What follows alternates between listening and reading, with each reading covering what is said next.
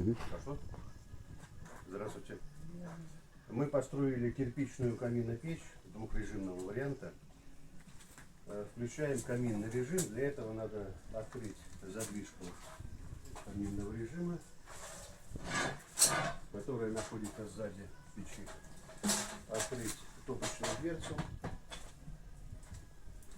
И мы будем греться лучистым теплом камина. Это каминный режим. Чтобы переключить на зимний режим, надо закрыть сначала топочную дверцу.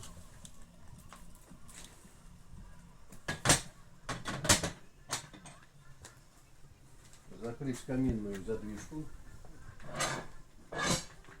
И мы можем, у нас пошел уже пол газохода. Прогрев идет система дымоходов с нижним прогревом.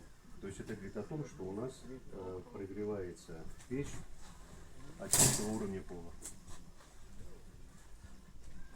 Подачу подаем за счет поддувальной дверцы. Здесь имеется жалюзи, где мы можем поставить режим длительного горения. То есть подать минимальную подачу кислорода. Имеется духовой шкаф, где мы можем приготовить хлебобулочные изделия. Ну и также эта чугунная духовка создает нам быстрый прогрев, когда только что появился огонек у нас в топочной камере.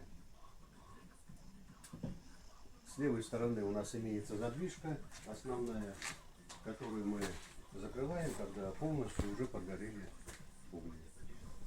Для того, чтобы тепло сохранялось в массиве печи. Спасибо.